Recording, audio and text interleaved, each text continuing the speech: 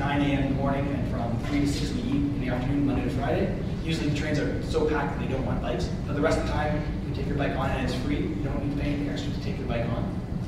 And if you need to do any bike repairs, you want to do the repairs yourself, but you don't have the tools, you can either go to the bike kitchen, which is in the student union building on campus, or to another bike store called Our Community Bikes. And it's kind of neat. You can go down there. They have mechanics that will help you if you need help, or they'll just leave you alone. You can just pay a couple bucks an hour to borrow their tools and do the work yourself. So it's a cheap way to keep your bike in good shape. UPass. So does everybody here have their UPass already? Does anybody still need to get their UPass? Do you know where UPass is? Yeah. Okay, cool. So yeah, you get it at the bookstore. It's fantastic. It gives you unlimited use of all the buses and SkyTrains, C-Bus, the whole transit system, all the zones, and it's incredibly cheap. So it's great. Yeah. Does that cover ferries at all? The only ferry it covers is the C-Bus. So there is it's kind of like a water bus. It goes from a station downtown to North Vancouver, but otherwise no. The ferries that take you to the island are not covered. So that's about the New Canada line?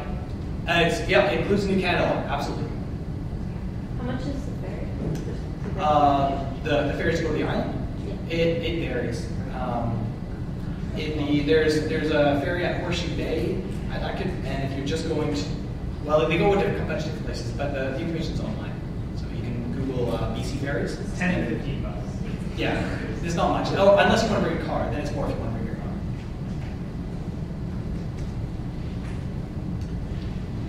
So another thing about transit, if you don't have access to a computer, if you're out and you're at a bus stop, all the bus stops in Vancouver have this 5-digit number on all the bus signs. And if you have a cell phone, you can call transit. You can either call their number and use their automated system, or you can just send a text message to 33333 and then include the 5-digit stop sign number, and they get information for the next couple buses coming. And if you send the text message, they'll send you a text message for the next 5 buses coming at your stop.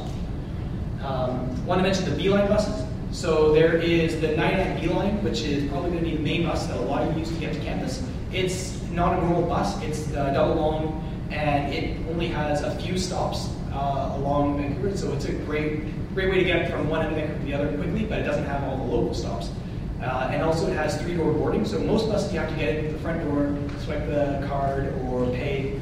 Well, you guys won't pay, you guys. But at the B lines, you can get in on any of the 3 doors. You don't have to go into the front.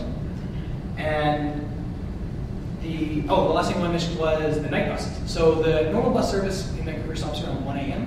And then there's no buses there are buses. There are special night buses that run from 1 a.m. to 5 a.m., which is when the regular buses get started again. So there's a bus that takes you from downtown to UBC. I think that's the N17.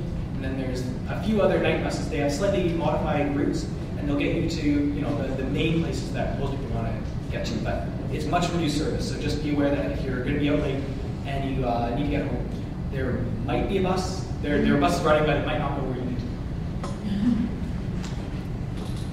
So housing. I guess as you guys have already probably found, housing in Vancouver is expensive. I did a quick search online, and I found that a bachelor apartment, so that's like a one room, not even a separate bedroom, just your bed and the kitchen and everything's in one room. A bachelor apartment would cost around $700 a month. It's about as cheap as you can find. A 1-bedroom with a separate bedroom and then it's like a kitchen, living room would be about $900 a month. A 2-bedroom would be $650, assuming that you're sharing with another person. So $650 a person. So, but this is all referring to places west of Granville. So I marked this map with a red line just to show roughly where Granville Street is. So if you're trying to be west of Granville and somewhat close to UBC, you can expect to be paying a lot. It does get a bit cheaper if you go east of Granville, but of course you're further away from UBC, so it's always a compromise.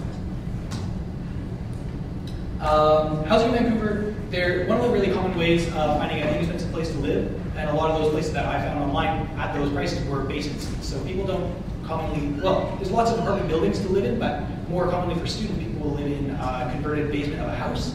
So the family will will be living on the top floor. They've done some renovations to put a kitchen, a separate bathroom, and a separate entrance, so you're not actually, the separate floor, your floor is not really connected to the rest of the house anymore, and you'll be living below your landlord. So the family that owns the house would be, or probably mortgaging the house really, would be living above you. And it's a less expensive way of finding a place to live. It can be a little bit noisier, especially if there's not very good insulation between you and the family above. It's less light, but you know, it's a bit more affordable way of living in Vancouver. If you are going to be renting, you can either rent month to month, or you might have a longer term lease depending on what the landlord wants, 6 months, a year. But know your rights. The BC Tenancy Act is pretty protective of tenants, and there are limitations. Like the landlord can't just kick you out, and if you get home one day and you find all your stuff on the sidewalk, that's against the law. They have to give you a certain amount of notice. There are certain rules for legitimate reasons why they can kick you out if they want to. If there are disputes like about renovations and stuff, there are laws that dictate how to resolve these kind of conflicts, some of these conflicts. So all the information about the BC Tenancy Act, which is the law that governs all this stuff, is on the web. So this is the website for the BC Tenancy Act. And if you're trying to find a place, oh yeah, go ahead. Does that assume you have a written lease? Pardon? Those rights apply only if you have a written lease? Nope, they apply if you qualify as a tenant.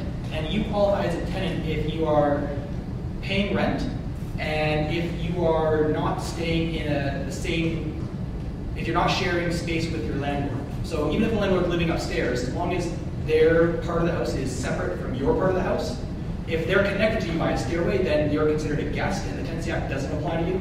But if you are in a separate suite and you're paying monthly rent, and I think those are the main two. Anyway, the exact details are on the web. But if you qualify as a tenant, the Tenancy Act applies to you regardless of whether you have a lease or not. You don't need to sign anything. The Tenancy Act will protect you. But if you are living in somebody's house, like a shared living arrangement where maybe it's a family and you share a kitchen, you share bathrooms, and you just have one of their bedrooms, then the Tenancy Act doesn't apply to you, and it's a really good idea to make sure you have a signed agreement outlining what the rules are, because then they could just kick you out and change the locks. If you're trying to find a place, I found one of the best places to search for an apartment is Craigslist. And even more convenient is this website called Housing Maps. So it's a mashup of Craigslist and Google Maps. So it just plots all the Craigslist listings on a map, and it helps you find a place. It helped me to find a place really quickly.